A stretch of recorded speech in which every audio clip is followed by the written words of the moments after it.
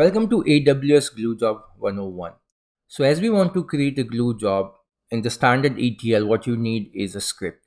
So in the AWS, you have to provide the script location that where your script on the S3 bucket is uploaded.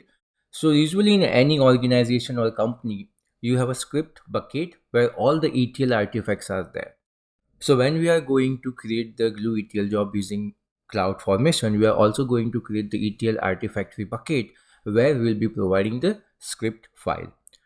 Then you can use the additional Python library path also. AWS Glue come up with the 20 or 22 libraries which you can use for the glue script. But if you want the additional libraries which is not coming with the AWS Glue, then you can provide the egg file or the world file where these libraries are, and you can use in the glue ETL job. Bookmarks are the options which you can use in the AWS Glue job if you do not want your ETL to reprocess the data which has been already processed. So you can have the bookmarks enabled or disabled, and that way it will know whether it has to reprocess the data or not. Retries are like how many times you want the job to rerun if it fails. Parameters are the options which you can have, the variables which you are being used in your glue ETL job. Usually when you want to use your account number or your SC location, destination location, or any other properties which change according to your different AWS environment, in your test environment or the production environment, you can pass all the variables in terms of parameters in your glue job also. And you can create two types of glue job. One is Python shell job where you can write the pure Python scripting language, and you can create the Spark job which can be written in the Scala or Python.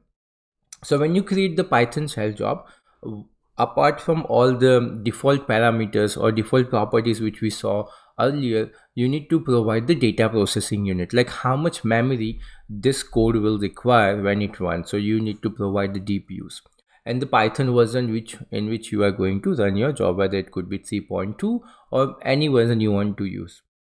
So when you create the glue ETL job, you can create the type whether it's a Spark or Spark streaming kind of job. Glue ETL job is nothing but the Spark job itself, because glue is built on the Spark. So it's a serverless where the glue will spin up the Spark cluster, and then you can provide the different parameters for the Spark cluster also, like whether you want to use the PySpark or you want to use the Scala as a language in your Spark coding, or what kind of worker type you want, whether G1X or G2X, what number of workers you want. If you are processing with GB or TB of data, you need more worker types. And remember, these things are associated with the cost. The more numbers you use, the more DPUs use, it will incur more cost. So you need to be cognizant when you select the memories for your glue ETL jobs. Otherwise, you might see very high cost. So now we have seen how the ETL glue jobs are associated. So let's log into AWS Management Console and let's create the job. So now I have logged into AWS Glue. So let's look at the job. What we are going to do for now, we are going to take a look at the existing job which has been created. It's a city temp job which is a glue ETL type. And when you look at this properties, this is the script associated with this job. And when you go in the job details, that's where all the basic properties of the glue ETL job is provided, what we just saw in the previous lecture. Remember, the IAM role is something which we'll be creating when we deploy our job in the AWS account. So it says what kind of type it's Spark or Spark streaming, and different glue version. As we remember, the glue version comes with the associated Spark and Scala. So if you choose the 3.0, it will be using the Spark 3.1. So G1X use the 16 GB, can provide the 16 GB RAM, and G2X provide the 32 GB of RAM. They have given a very good description over here, like predefined worker that is allowed when a job runs.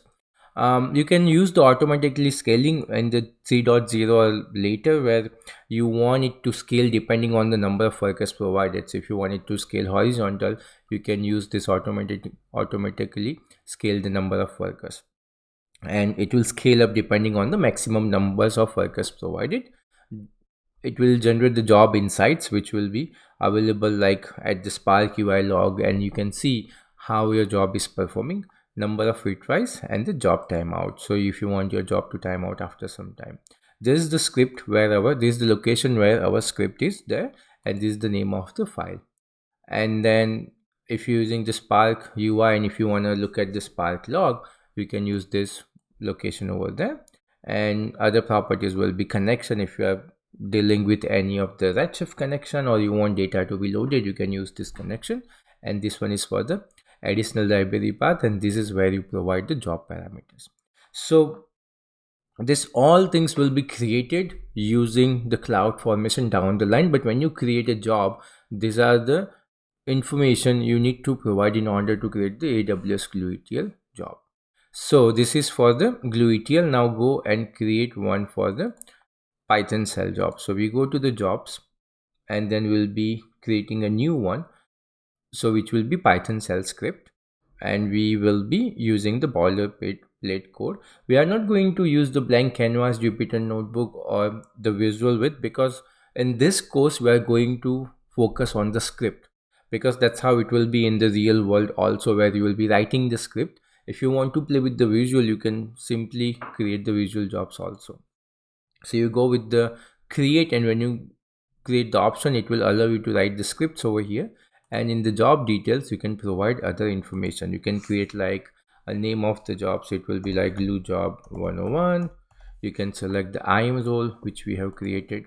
It will be a Python shell job with the Python 3.6. We'll be using the DPU unit of 1/16. We don't want to retry anything.